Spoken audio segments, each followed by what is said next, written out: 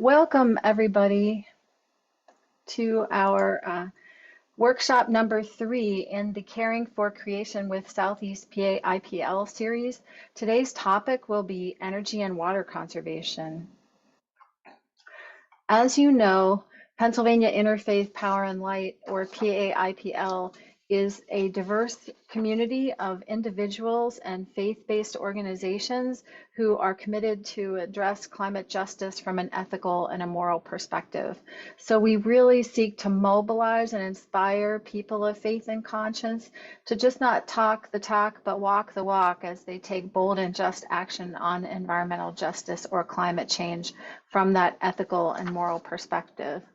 The reason that we do that is that our present circumstances demand action. We are witnessing the loss of nature and spread of human suffering and other species suffering at unprecedented levels. And our sacred texts and moral values truly require us to protect creation and pursue justice for all.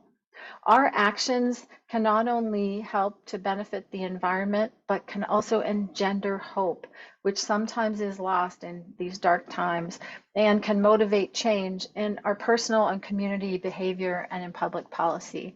So thank you for joining us, and you're taking the steps that we need to take in order to make a difference in our world. Caring for Creation with PA IPL is generously sponsored by the Pennsylvania Department of Environmental Protection. We really appreciate their generous funding of programs both in Southeast and Southwest Pennsylvania. In Southeast Pennsylvania, we're going virtual for a number of reasons, but these presentations are recorded and shared with our members and supporters across the state. Again, this is our First Friday series, Workshop 3, Energy and Water Conservation. Our project advisor from the DEP is Kathleen Bansky. She's a joy to work with. And our partners in the western part of the state are Ballfield Farm, Garfield Community Farm, Valley View Presbyterian Church, Perry Hilltop and Fineview Citizens Council. And our partners in Southeast Pennsylvania are First United Methodist Church of Germantown, or FUMCOG. Thank you all for your continued support and participation. Ideally, when we talk about conservation, we find that that's at the heart of what we call systems change. What we really need to change is the way that our systems are built. We need to increase the health of ourselves, our community, and our environment. And we need to examine our current systems or processes, going back to what we might call this conservation mentality and the way that we design, build, and operate our homes and businesses. We were talking a little bit earlier about my background as an architect. So particularly when we talk about energy and water conservation, I always go back to my training in architecture and building science and my experience in design and the construction industry, because it's so important in understanding how we can change our systems of energy and water conservation. So when we talk about conservation, we need to think about more of a circular economy or a cradle-to-cradle approach, rather than what most people approach their daily life as these days, which is the cradle-to-grave approach. We talked a little bit about this last month in our waste conservation episode, but the cradle-to-cradle concept is rooted in the understanding that in nature there is no waste. We should first conserve, then we should design for a long life, and then we should return all discards to either the technological waste stream, which would be via repurposing or recycling materials and parts, or biological waste streams such as composting at the end of their lives. Unfortunately, we tend to focus on short-term gains or satisfaction. And instead of that, we must design, build, operate, and purchase for the long term.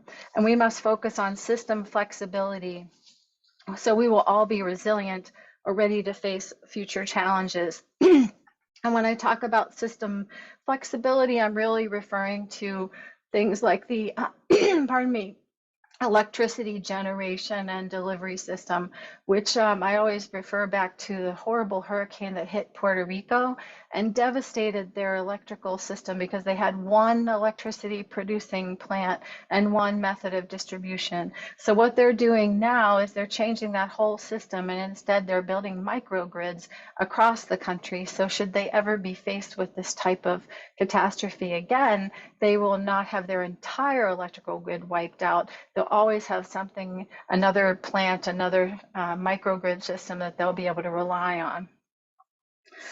So last week we talked about being raised by Depression era parents and grandparents, where I always remember this mantra.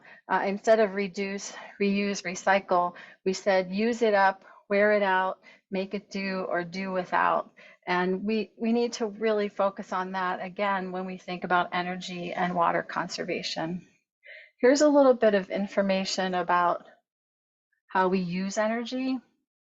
So this was actually from the Home Energy Saver from Lawrence Berkeley Laboratories. This is a 2020 assessment of how we use energy in the typical Pennsylvania home. Unfortunately, across Pennsylvania, we're all spending between $2,500 and $3,100 a year on energy. And there are some really simple strategies that we can use to help to divert those costs to more beneficial purchases, or purchases that will improve our quality of life, and also will save fossil fuels and save greenhouse gas emissions as part of that process. I was surprised to learn that heating is still the dominant form of power use in Pennsylvania. Heating is 65% of our utility use. I thought with climate change that might be reducing, but it's still the dominant form, 2/3 pretty much of our energy. And cooling is only at 2%. You can see that appliances, actually, if you add large and small appliances together, they're 18% of our energy use, which is kind of surprising. And I would actually put hot water in there as well, because a hot water heater can even be an appliance. So there you go, we're at 36%, almost the other third is appliances, which is really surprising. And home lighting is not very high, up there about 7%, and cooling, again, way down low at 2%. So when you think about this from your simple strategies approach, you know, what are some, does anyone have some ideas about what they could do to attack their energy profile from a very simple perspective? Feel free to unmute and just dive right in. Turn down the thermostat. Yeah, turn down that thermostat. Put on a scarf. I see Helga's wearing a nice cowl neck sweater. I'm wearing a scarf today. I'll put my yeah, but my thermostat is not too turned down. I still need sweaters, but yeah, LED lights everywhere. Mm-hmm. And even before you go to light bulbs, maybe you can just turn them off. Yeah, definitely. Yeah. I think I see most of you probably are in kind of dark environments right now, because I see so much daylighting around you, particularly Harris there. He's got quite a bit of windows surrounding him. Any other ideas? Yeah, I mean, basically just turn it off.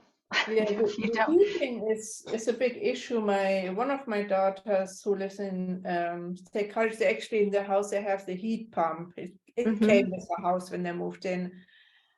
And I mean, if you have that, I understand there are heat pumps out now that give you up to -13 Fahrenheit. That's pretty incredible cold.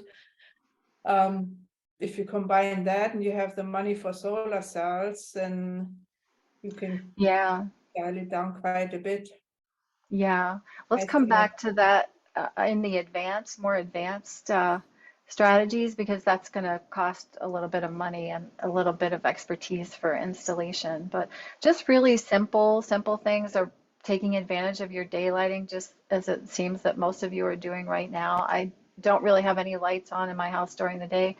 Fortunately, you know, I'm in a center entry colonial, which colonial designers had it all right. They positioned windows around the front and the back and the sides of the house. So they brought in a lot of light, and they created cross ventilation. So if you're in an area of good air quality, then you can open your windows and you probably never even need air conditioning.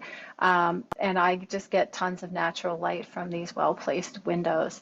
And then another really simple strategy is go around your kitchen countertop and unplug all of your appliances and all of your phone chargers. I mean, obviously not your range or your refrigerator, because you can't get to those easily and you don't want the food to suffer, but microwaves, all have clocks. If you have a countertop microwave, a countertop coffee maker, bread makers, all those small appliances all add up. Even the little cubes that we use to charge our computer or our phone, when they're completely charged, you should unplug them from the wall, because they're using a half of a watt per, and then you multiply that by the number of hours you have it plugged in to get your kilowatt hours, and you're using quite a bit of energy that way.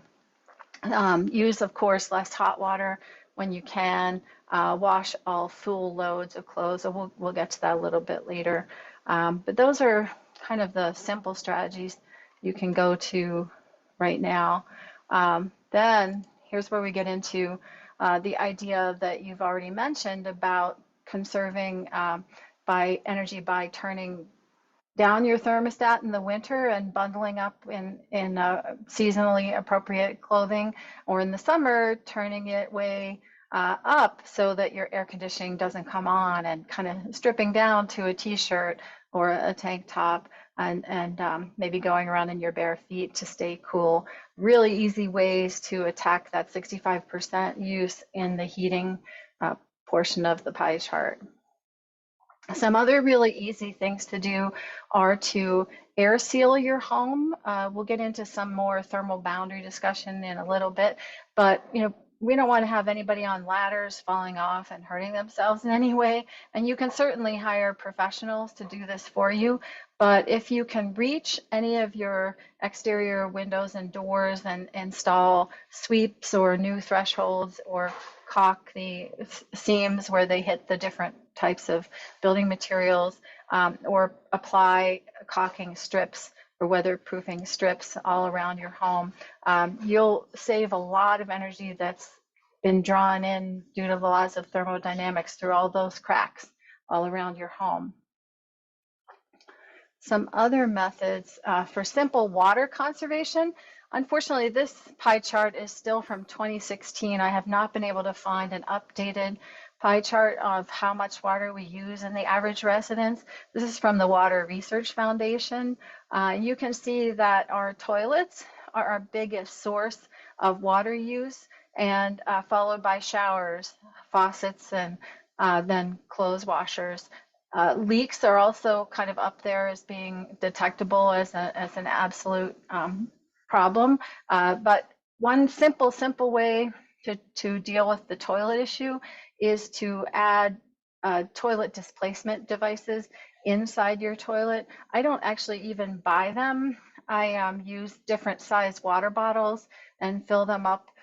So first, what you do is you flush your toilet so that all the water goes out, and then you turn off the water supply valve so no more water comes in, and then you fill up different size milk jugs or soda bottles or water bottles, and you put the lids on them, and then you put them inside the tank, arranging them so that they don't obstruct any of the operable equipment in there.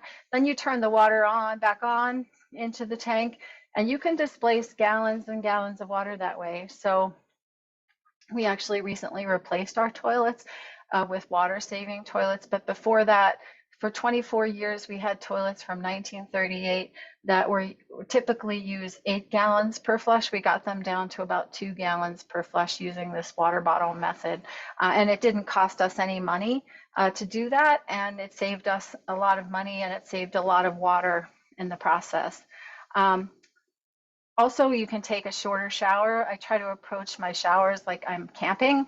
So wet up, soap up, rinse off, turning off the shower in between those processes so that you're not standing under there for hours and hours and hours. Similarly with toothbrushing or shaving or dishwashing, try to shut the faucet off in between different parts of that process. So wet your toothbrush, turn off the faucet, brush your teeth, turn it back on to rinse and spit, turn it back off. So you just have to use, your best judgment there. And always wash full loads of clothes and dishes if you have a clothes washer and a dishwasher. Now, in terms of leaks, if you turn all the water off in your house and your water meter is still running, there could be a problem between your meter and the street. So you might want to have the water company or a plumber come out and take a look at that, because you don't want water leaking before it gets to your house or somewhere within the house, like a faucet drip. It's astounding how much water can actually be wasted by dripping faucets and shower heads. So if you have any of those, try to have them repaired or replaced, and you'll save quite a bit of water that way.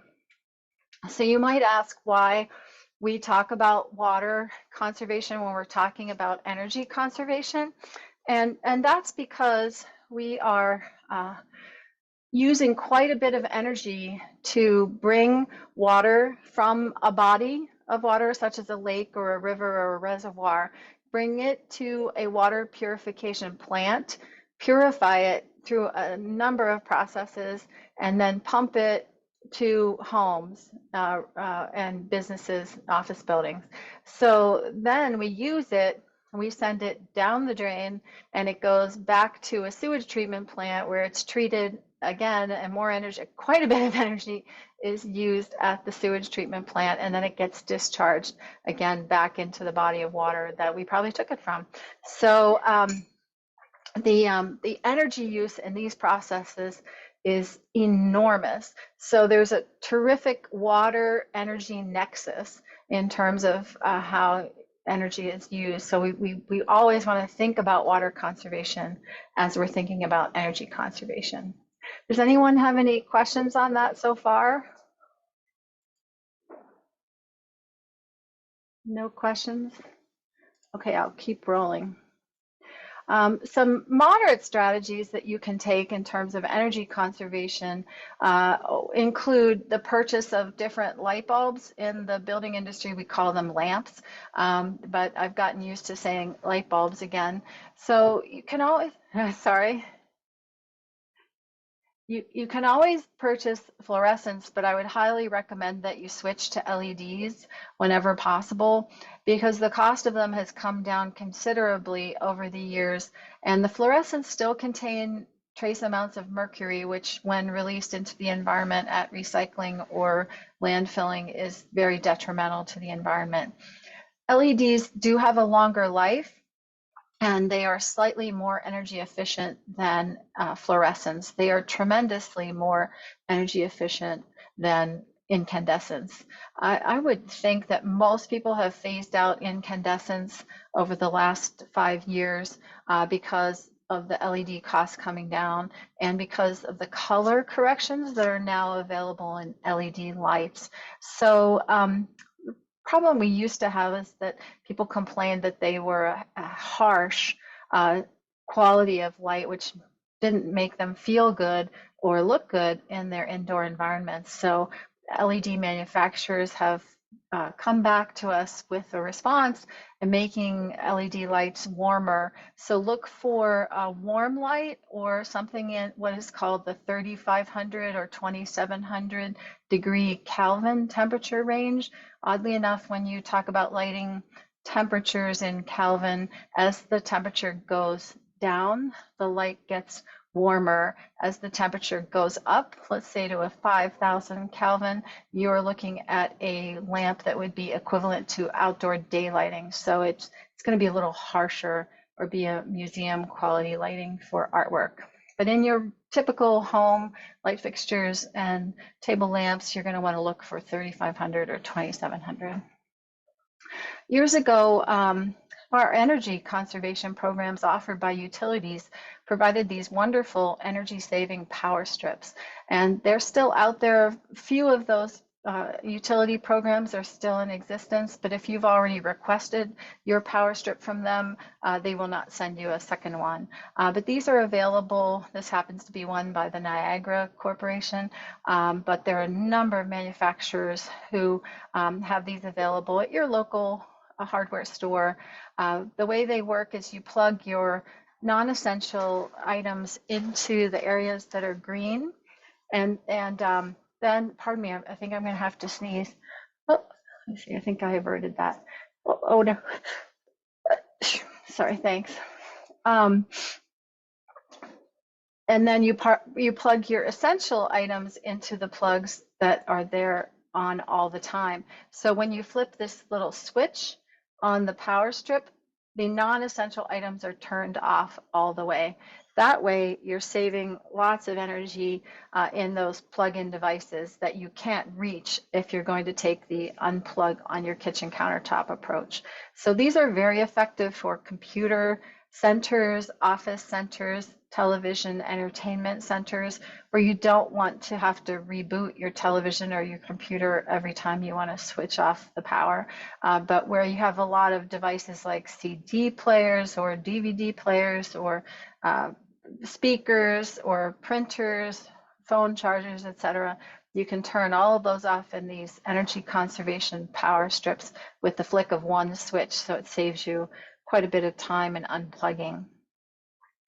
On the bottom left, you see a dimmer switch, which I like to use for most of my residential lighting. They're not very expensive. If you're slightly handy, you can probably install them yourself. If you turn off the power to that particular switch at your electrical panel in your utility room or basement. And what you can do is you power down those your lights by using the dimmers, so they're not as bright as you if they were on full force. And this dimmer happens to also operate as a motion or occupancy vacancy sensor. So the lights will automatically turn on and off when you enter and leave the room. So you don't have to worry about leaving the light on overnight if you forget to turn it off when you leave one of your smaller rooms like a bathroom or a closet. It's particularly helpful with families with small children, so parents don't always have to be saying, turn the light off in there. Who forgot to turn the light off?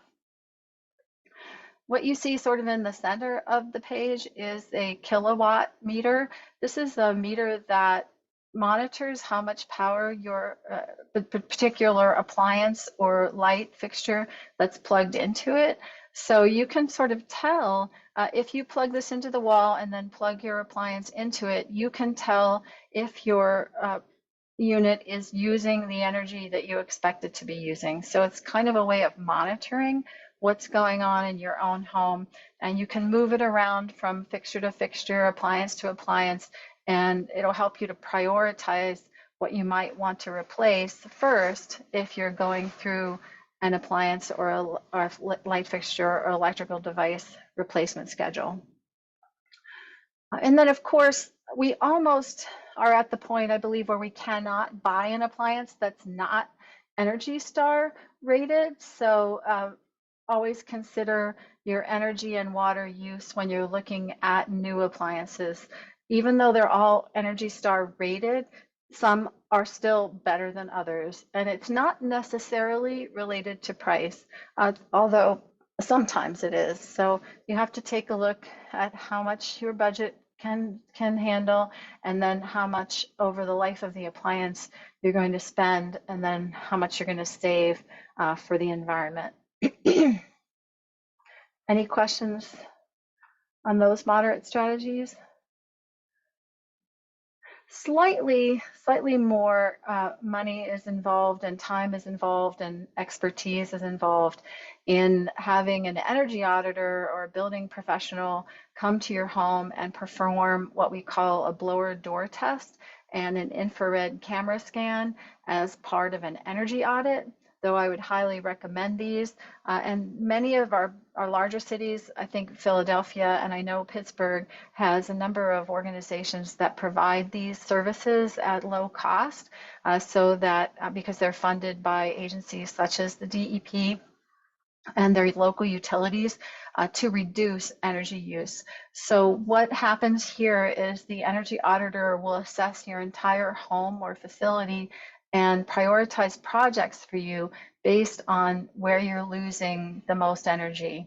The blower door is hooked up to your front door, as you can see here, and it sucks air out of your house so that the auditor can see where your leakiest areas are. And those are typically at the roof, around the basement, the band joist area where your first floor meets your foundation, and then all your doors and windows.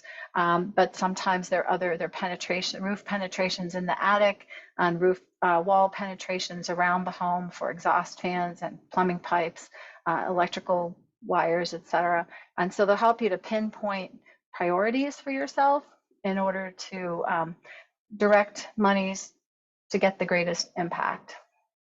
And you can see with the infrared camera, the red, if this is a cold day, the red is the amount of heat that is escaping from the home in the areas of windows and doors, and apparently an unfinished attic area up above. That's going to be a little more expensive. So the average energy audit costs about $500, although sometimes you can have them performed for less through a funded agency. You can also install yourself or through a moderate investment through your local HVAC contractor, programmable thermostat or digital thermostat. These are typically preset towards EPA standards, and they automatically take your house down to about 69 degrees during periods of time where it's typically unoccupied. So if that's a little bit too cold for you and you can't put on enough layers to be comfortable at that temperature, then you can follow directions to reset the thermostat or ask your local HVAC person to help you with that. Any questions so far? Would anyone like to share some stories about how they may have made some of these upgrades so far? Okay. The reason that we talk about the energy audit is because there's a great deal of energy lost and air movement through the home through the stack effect. Basically, due to the laws of thermodynamics, energy moves from warm to cold and moisture moves from wet to dry. And there's nothing we can do to stop that. It's just the law of nature, unless we apply an external force, some external form of energy, like a fan, to that process. So what is going to happen in your home is if the walls are not insulated, then in the wintertime, the warm air from the inside is going to do its best to escape to the outside, and the warm temperature from the inside is going to do its best to escape to the outside. And it's in the reverse in the summer months or the cooling season. So if it's really hot outside, that hot temperature is going to try to make its way through the walls, and the moist air from the outside is going to try to force its way through your walls into your home. And most of that, as I was mentioning earlier, is going to happen in the basement around the area where the foundation meets the first floor, or through pipe and duct penetrations. And that's going to be drawn up through the house, and it's going to escape into the attic or through the roof, through other penetrations in that area. So what we try to do, if we can, particularly in new construction, is to create what's called a thermal boundary. And a thermal boundary is when you install insulation, thermal insulation, and air sealing materials in direct contact with each other. So they form a vapor barrier, they form an air barrier and a vapor retarder, and they thermally insulate all at the same time. And you can see in the little diagram of the house with the red line around it, you try to apply this thermal boundary in all of the areas where air can enter and leave the home and where the home is exposed to the environment. So the floors or slabs, the walls, and the attic rafters or floor joists going up into the attic. The simplest way to do this is with what we call spray foam insulation. There are a number of open cell spray foam insulations that are made on the market now with little to no chemicals or little to no petroleum products. So they're quite sustainable. And with the spray foam type of insulation, you're applying the air barrier and the vapor retarder at the same time. So you're cutting down on your labor cost. And this helps with the thermal insulation of the home, but also it seals up all of the tiny little cracks and holes that you might have everywhere throughout the house. You cannot do this very effectively by spraying it into a wall that already has a finish on it. So unfortunately, it's not recommended for areas where you're not going to be taking off the interior finish or the exterior finish, or where you don't have new construction. And the reason we're worried about this air barrier is because in the diagrams of the water that you see on the top right photo, if you have a 4x8 sheet of drywall, which is the typical finish that's placed on a wall in a home construction, just by simple vapor diffusion through the sheet of drywall, 1/3 a quart of water has been found to move through that 4x8 sheet of drywall on any given day, if temperature and relative humidity conditions are right. But if you have a 1-inch square hole, 1 by 1 by 5/8 inch hole in that drywall, 30 quarts of water can go through that tiny little hole on the air that is drawn through that hole. So that's why air sealing is so important. You want to create that air barrier to keep all the moisture in or out of your home. But you don't want to have a vapor barrier because particularly in Pennsylvania, where we live in sort of a temperate climate where we're moving from hot to cold on a regular basis, you want the air and moisture to be able to move as it needs to. So if you were to install an air barrier and a vapor barrier, you could trap moisture within the walls of your home and create problems of moisture in the walls. So you want the vapor to be able to diffuse through the walls without the vapor barrier. So you're always looking for an air barrier, but a vapor retarder. I hope that makes sense. It's a lot of information. Any questions? Any questions on that? The laws of thermodynamics or how air moves through a home? I was just wondering, there are so many old constructions around here, and they have the foundation is sandstone walls. Mm-hmm. And I understand they have to remain like as open to the airflow as possible, because otherwise they just crumble.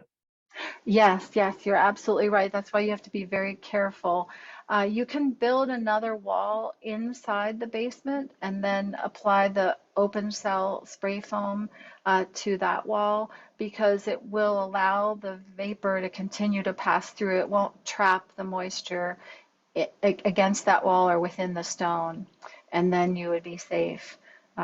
So it can be done, but you have to build another wall in order to do that, a wood frame wall to apply the insulation within. Some people make the mistake of insulating the space between their brick veneer. Let's say they have a brick or a stone veneer home that has a wood frame backup, and the wood frame is really the structural system, and the brick veneer or stone veneer is really just the finish. So it's almost just like siding, except it happens to be a masonry material. And some contractors in recent past have gone around selling this idea of insulating the airspace between the stone or brick and the wood frame construction, and that's very detrimental. That can trap moisture within the brick. That airspace is there for a reason. It's there to help the stone or masonry breathe, just like as Helga is mentioning in the basement, that masonry has to be able to breathe.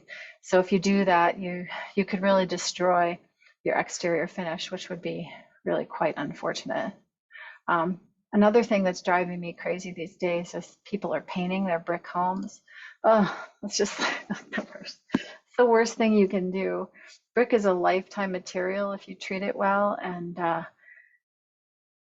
to paint it, you're trapping moisture where it doesn't belong, and pieces of the brick can freeze and thaw and pop off. It's called spalling, and it can destroy the face of your brick. And once the face of your brick pops off, then that brick is soft, and because of the way it's fired in a kiln, the outside surface is as moisture resistant as it's going to get. But once that outside surface pops off, then you have a soft, very penetrable center. So that's really some bad ideas. Thank you for that, Helga. Any other ideas you want to share? So in terms of water conservation, some moderate strategies that require a little more cash outlay and a little more expertise would be to buy items that you can put inside your toilet to displace water. There's a popular hot water bottle type of device known as the toilet bank that really helps a lot. But again, you probably have enough leftover glass or plastic bottles to be able to do that at home. If you are able to buy low flow shower heads, some of the least expensive ones, the tiny little ones that you can buy at the local hardware store, are the most effective. They reduce the amount of water that's coming out by sort of forcing the same amount of water that you've always had going in through a much smaller opening. So it comes out pretty forcefully, and it gives you a vigorous shower. And the same thing can be purchased to screw onto kitchen and bathroom faucets as faucet aerators. If you happen to have a very old home that has faucets that you cannot screw aerators on to, then you would have to purchase a new water-saving faucet to install there. And another item that we want to try to incorporate into our homes is retaining stormwater on site, whether that's your home or your business. I'll be able to show you a photograph of the rain barrel that we'll be offering in southwestern Pennsylvania and southeastern Pennsylvania at the end of our presentation. But we'll be offering these, they're graciously funded by the PA and we're purchasing from them from Pennsylvania Resources Council or Camel Hump rain barrels. So we'll be able to provide at least one rain barrel per home for free as part of this program. So in the Google form that I showed you earlier, all you have to do is indicate that you're interested in a rain barrel, and I will get your contact information from that sheet, and we'll determine how we'll get those rain barrels to you. I believe they're 35-gallon rain barrels. And the reason we want to retain our stormwater on site is because we're not having it rush into the storm system, particularly in periods of devastating rain events. I'm not sure about Philadelphia. You probably have the same problems that we have here in Pittsburgh, but we have what's called combined sewer overflow. And what happens when we even get 1/8 of an inch of rain here, the stormwater system overflows into the sanitary system and then takes all of the sanitary waste out into the rivers where the stormwater system typically goes. So we have raw sewage flowing in the rivers whenever there's 1/8 of an inch of rain on the ground. So the city is working, and the suburbs are working on eliminating that problem, but it's a vast construction project which costs millions of dollars. The simplest way is to just keep stormwater out of the system by collecting it in rain barrels or rain gardens, or using pervious paving or other methods. So we can talk about those a little bit more at the end. Now you can chain these rain barrels together. So where the white barrel is shown, there's a little faucet or outlet at the top of the barrel. If you have a very large roof, you could put another barrel connected by a shorter hose to say this one's shown here in tandem, and you can connect as many barrels as you need to collect the rain from your roof. And we can talk about your home in greater detail if you want to get in contact with me after our presentation. We could determine how many rain barrels you would actually need to collect all your stormwater. And then at the bottom of the barrel, you see there's another outlet for a hose. that can be turned on or off until the barrel is full. And then you can use that to water your landscape plants. You can use it to wash your car.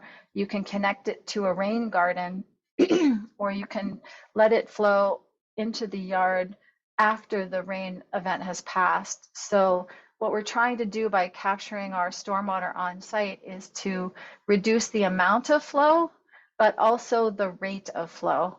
So we're trying to slow the whole system down to give the earth the opportunity to absorb the rain that we're receiving. In Western Pennsylvania, our soil is heavy clay, so there's very little percolation of water into the soil. In Philadelphia, you might be a little sandier. Does anybody know what your soil content's like out in Philly? Are you I don't think clay? I don't think it's much different. I think it's pretty clay. Pretty much clay. Yeah. And I just say that, boy, I've got 6 rain barrels in a rain garden, and with the erratic weather that we're getting now, it's like the rain barrels fill up in a minute, and then, you know, this summer we had a pretty significant dry spell. I guess you could call it, I don't know if it was technically a drought, but you know, I water everything, all my outdoor watering with the rain barrels, but you know, that's used up, and you know, it's just it's depleted quickly. It's like need to need to think some new strategies for how extreme wet and dry is. You know. Yeah, interesting. That's a new problem. I hadn't thought about that, Mark. Yeah, it's great. So you're saving all that potable water by using your rain barrel water, using your storm water to water your plants.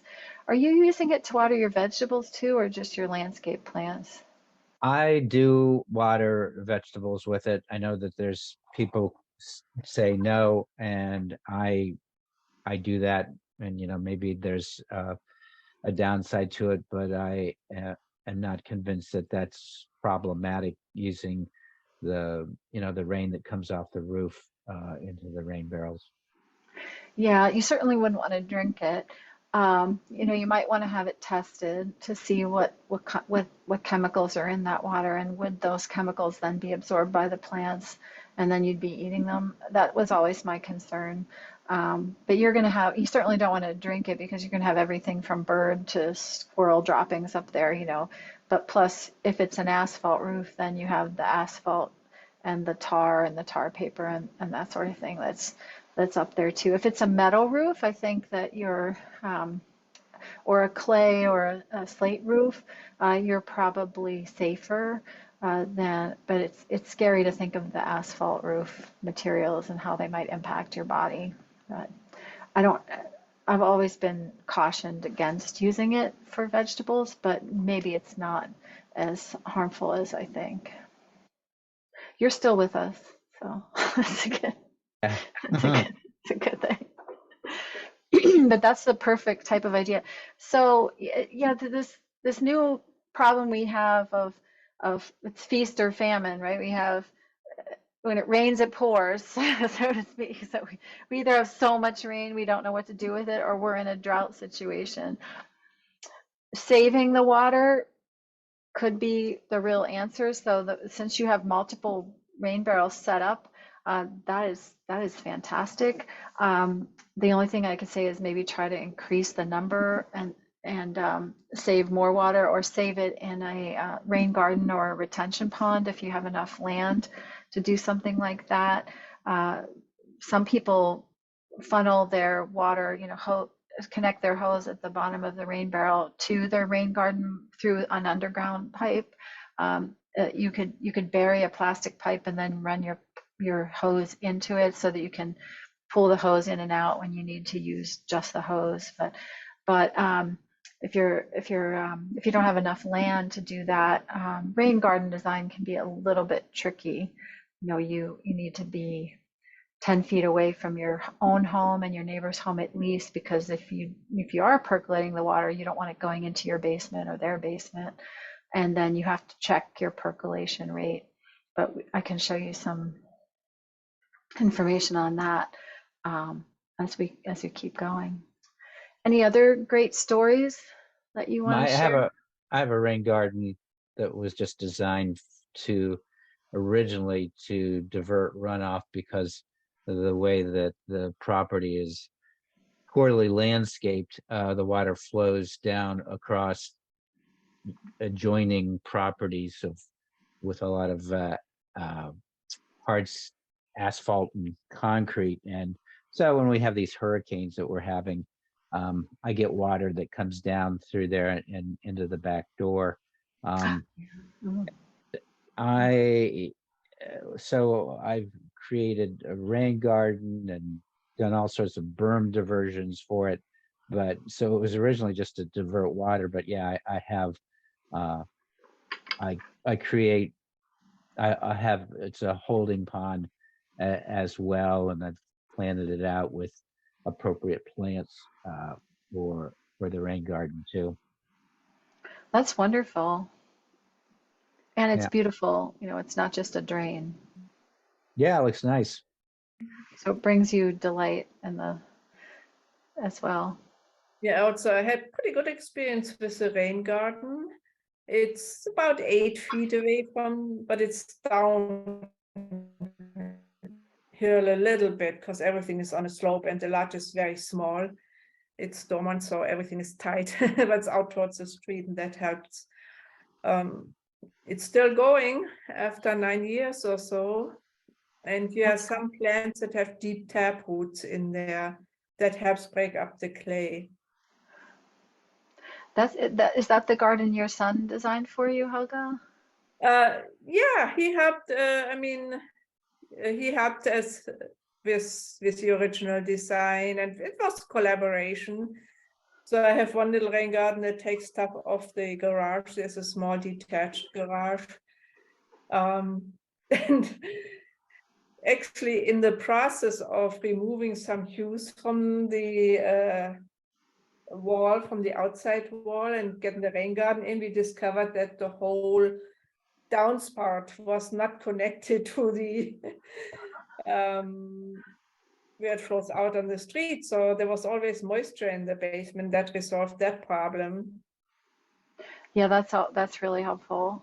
I would say if you're in an older home, it's a pretty good chance your downspouts have crushed over time or been clogged with enough soil or leaves to make it pretty inoperable.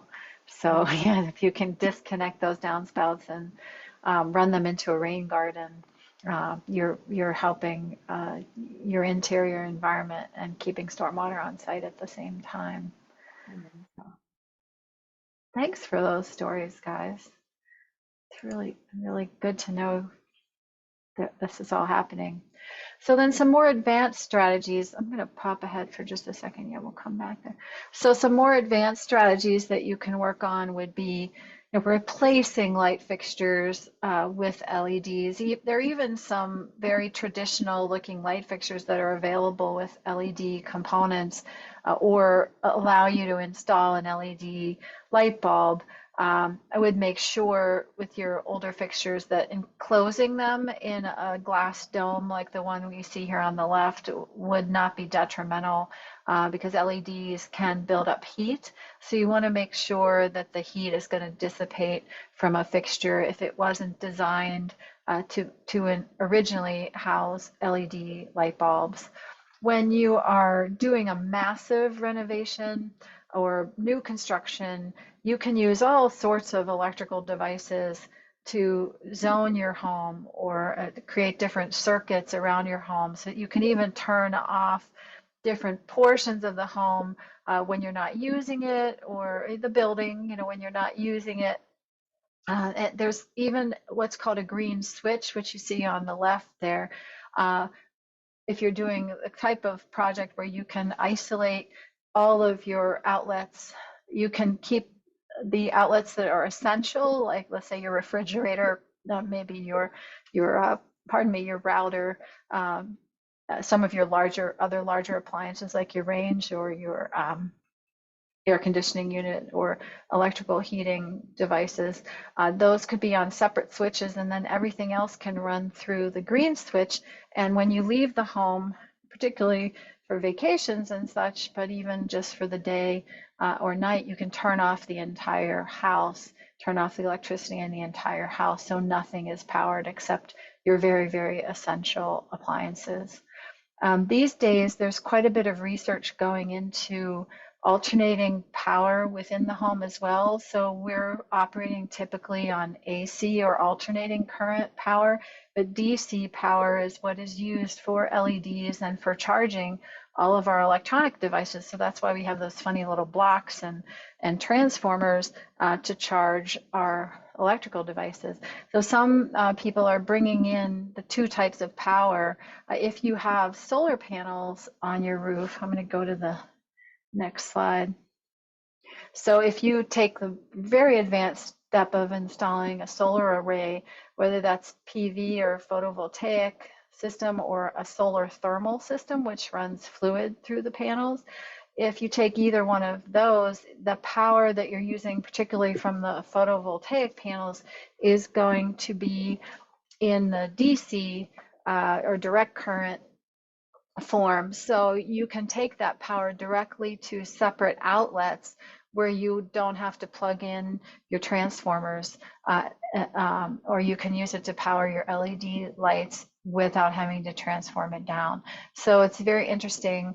It's being experimented with in southwestern Pennsylvania and in Ohio with a firm called Pitt, Ohio, which is a large trucking firm. And they've gone a long way to try to reduce their carbon footprint because they are a trucking firm and they can't change that. They're operating trucks, which still are on, they're energy efficient trucks, but they still are using diesel fuel until they can get to the point where they can use electric trucks. They're trying to reduce their carbon footprint in other ways. So they bring in quite a bit of DC power from PV panels and from vertical wind turbines, and they feed that right into their outlets and their chargers for forklifts, which are all electric. So all of their electric forklifts, which are used pretty much 24/7 and are a big energy load, they're powering those directly from the sun or the wind. So there's all sorts of innovative strategies that you can implement when you're at the level where you can invest that kind of money. If those of you, many of you may not know about solar thermal panels, because we typically talk about photovoltaic or PV panels, but I know of a university near here, Chatham University, that has installed solar thermal panels on many of their buildings, and that heats the water that they use in their radiators and to heat the hot water for showers in the facilities. And they're so efficient, they're doing so well that they have to cover them sometimes because they get too hot and they don't want the metal distribution system for the fluid within the panel to melt. So there's a lot of potential in solar thermal as well, but it's not as popular for residences. So this is where I thought we'd talk a little bit about what Helga brought up earlier, where you can switch your home to an all-electric home. I know several people who are doing that. I'm doing my best by powering down my electricity and my light fixtures and small appliances and energy efficient appliances. But we just went, for example, to an electric hot water heater that's called an electric hybrid or electric heat pump hot water heater. So it's using the heat from the room that it's located in to help heat the water. And it's supposedly more efficient than my high efficiency gas hot water heater that it replaced. So we'll see how that goes. I'll report back to you in about a year as to has that actually made a difference. It's working very well. I have a boiler, so right now I have an instantaneous gas boiler. If we get to a point with technology that I can use an electric boiler to heat the water, or maybe an electric powered instantaneous hot water heater to heat the water that goes through my my radiators, I will probably make that step. Some people are using the heat pump units, which Helga mentioned. So they are similar to my electric heat pump hot water heater, where they're using the heat from the outdoors or indoors to increase the temperature of the air that they're distributing. But these are typically air systems. I'm sure you've seen them in small restaurants or small retail stores. They can be called split systems. So they operate the same way that an air conditioner does. Does anybody know the way an air conditioner works? Okay. Nice. Um, What? So your basic, Mark, you're not on mute. So basically, your air conditioner is taking advantage of latent heat transformation. So we have what's called sensible heat, which we can feel, and latent heat, which is the result of a phase change. So when energy, or when, let's say, water changes from an ice cube to liquid water, when it evaporates to a vapor, there's energy released in each of those phases of change, from solid to liquid to air, and then back again to liquid, or liquid to solid. So that's how an air conditioner works. It runs a fluid through an air handler. The fluid runs through your condensing unit, which is outside of your home, and it has a huge fan in it. I'm sure you've seen this fan. And this fluid is distributed around the fan in a very thin metal panel. So the cooling nature of the fan turns that liquid into gas, and it flows up into the air handler, which blows air over the coils that the gas is flowing through, and it picks up the cool air from the gas, and then it distributes that air throughout your building. The air turns back into a fluid after it's had the cooling absorbed from it, and it flows back down into the condensing unit, where the process happens again. So it's a continuous loop. And then the split systems or heat pumps operate similarly, where then in the wintertime they do the reverse, where they try to pull the heat from the phase change and make it warmer. Does that make sense? I'm doing my best to explain that. And another way you can kind of boost your heating capacity is to use a geothermal heat pump. So that's where you see the little house in the sun in the photograph. So the Earth maintains a temperature of about 50 degrees once you get 3 to 3.5 to 4 feet down, depending on how cold it is in your area. So the geothermal heat pump will circulate the same type of fluid through pipes that go into the earth, and it will bring either the coolness from the earth or the heat from the earth. Well, it's going to bring that 50-degree temperature up into your heating or air conditioning system. And then what will happen is you will only then have to heat the next 15 degrees if you want to be at 65, or the next 19 degrees if you need to be at 69. So it's boosting your system's capacity by 50 degrees. So it's a really effective method. Another thing you can do is install an air filter. It's called either an energy recovery system, or a heat recovery system, or an energy recovery system. And that's what you see in the upper left, where you, in the, let's say in the winter time, you're bringing a warm, stale air from the inside through the unit on a sort of a cross effect, and then you're exhausting this stale, warm air to the outside. You're bringing cool, fresh air from the outside, and it's going over top of the warm, stale air, and that's picking up the heat from the warm air and then bringing that inside.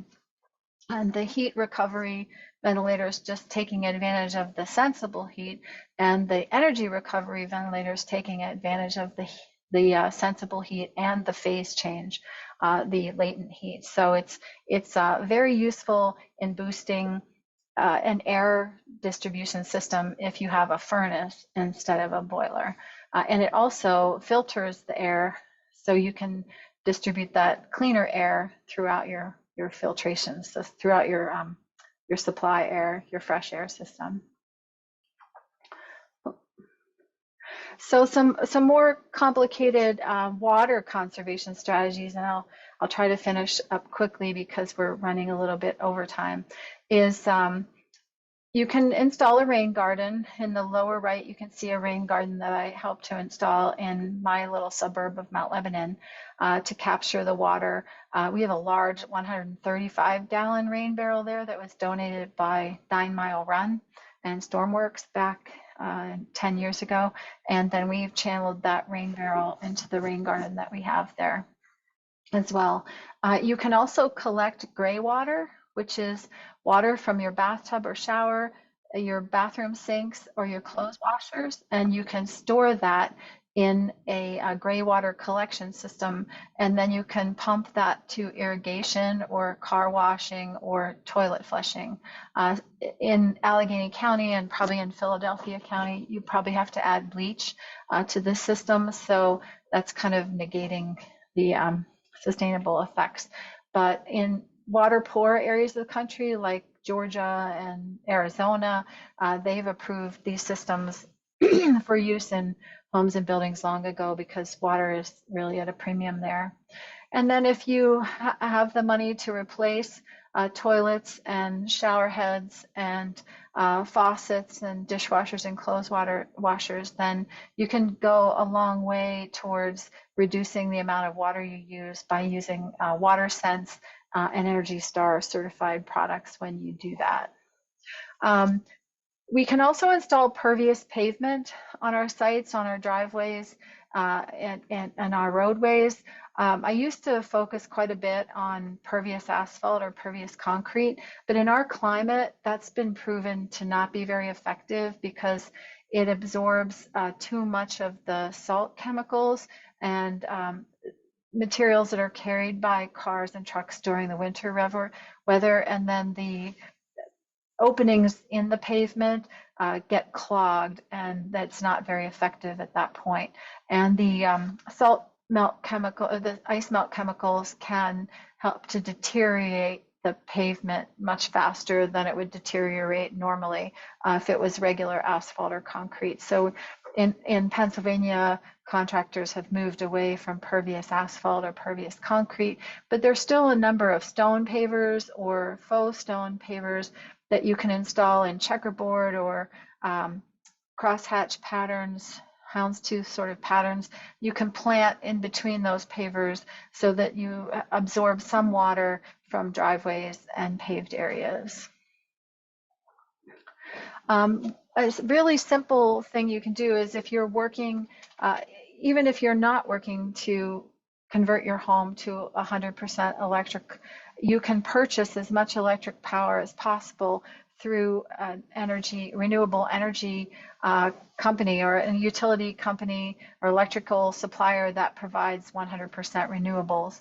I hesitate to recommend one over another, but what you can do is contact PA Power Switch, which is a website provided by the Pennsylvania Public Utility Commission, and they have listed all of the contractors or electricity suppliers and all of their information, so you can review the contracts and make sure that you're settling on the contract that's best for you.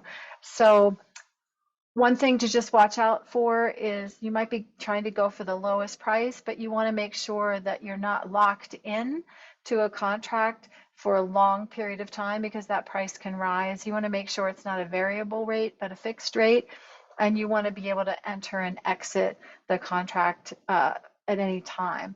Those are kind of the primary concerns. It's kind of like a mortgage. You know, you wouldn't want to get into a mortgage that wouldn't allow you to prepay or would have flexible rates that might go up and cause you to be have a higher rate at a later date. So just need to be very careful with those, and you can't treat it really like a the stock market. You can't be trading from electrical supplier to electrical supplier from day to day, month to month, year to year. You probably should just find one that's right for you and stick with it for the long term to avoid any pitfalls that might come from a contract negotiation type of things. And basically, I'll be sending you these slides. So since we're going a little over time, I won't read all of the information on this slide, but there's so many benefits that we can reap from energy conservation and renewable energy. Basically, we reduce emissions, which improves our health, our air quality, and reduces illness and death. We have benefits to society, which have less illnesses, fewer worker absences or school absences. We have a system that's more efficient, resilient, and reliable. As we talked about the problems in Puerto Rico when their entire island went down from one big storm. And then it gives us more disposable income to spend on things that are more important to us and which give us a better quality of life. And we're creating new jobs and businesses which will last long into the future. We can boost our economy in that same way, and we can lower our energy costs, and we are probably going to be reducing our demand through conservation, by reducing the total electricity demand, will increase the amount of electricity that's available in clean and efficient sources. And basically, we're enhancing the whole system for a better quality of life for all. So I wanted to end today with a short reflection. This is attributed to St. Francis of Assisi. It's called the Canticle of the Creatures. But before I move into that, I would just ask if anyone has any other questions they'd like to relay.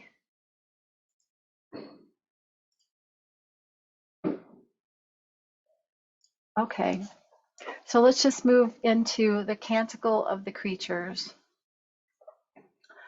All praise be yours, my Lord, through all that you have made. And first, my Lord, brother, sun, who brings the day. How beautiful is he, how radiant in all his splendor. Of you, Most High, he bears the likeness. All praise be yours, my Lord, through sister moon and stars. In the heavens you have made them, bright and precious and fair. All praise be yours, my Lord, through brothers wind and air. All praise be yours, my Lord, through sister water, so useful, lowly, precious, and pure. All praise be yours, my Lord, through brother fire, through whom you brighten up the night. All praise be yours, my Lord, through sister earth, our mother, who feeds us and produces various fruits with colored flowers and herbs. Praise and bless my Lord, and give him thanks, and serve him with great humility.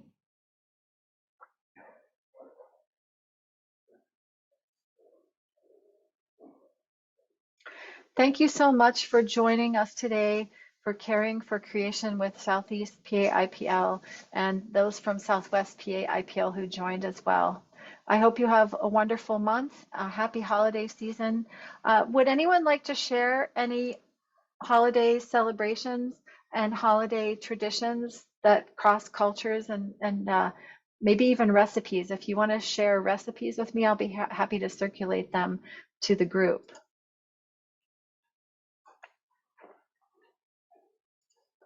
Did you mean just send them to you? Yeah, if you like, or if you'd like to tell a little story today, Helga, we can be happy to record it. Oh, yeah, actually, from the Baha'i tradition, there will be holidays in late February. So they are connected to the calendar from the 19 days of 19 months of 19 days each, and then there are 4 intercalary days or 5 in a leap year, and that's a time of charity and gift giving, and it precedes the fast. Oh, well, that would be wonderful if you could attend our January Southwest PA IPL chapter meeting and maybe share a little bit more about that. Oh, sure, yeah. I plan to. There will be this series, not another one. Uh, well, January 26th, we're having a Southwest PA IPL chapter meeting. Oh, mhm. But if you could remind me again in early February, are the dates in late February? Yeah, they're late February. I would love to learn more about the Baha'i tradition and share that with our members because we have a sizable number of Baha'i followers throughout the state. Oh, yeah, That would sure. be great. It's a learning experience and it's a very special faith. Yeah, sure, that certainly. Do you eat particular foods or have particular readings or music? There are during- special prayers for the intercalary days and also to be said during the fast. In terms of food, it's really, I mean, it's a global faith, so whatever your cultural traditions, your likes and dislikes are. Mhm. Well, it'd be great to learn more about that. Because we're such a diverse group of faith-based individuals and organizations, it's very important for us to learn about each other and learn how we all worship and what we all value. And of course, eat. Yeah. It's always important to break bread together. So, thank you so much for coming. I appreciate everyone who's here. Thank you for your support. Have a lovely day. You too.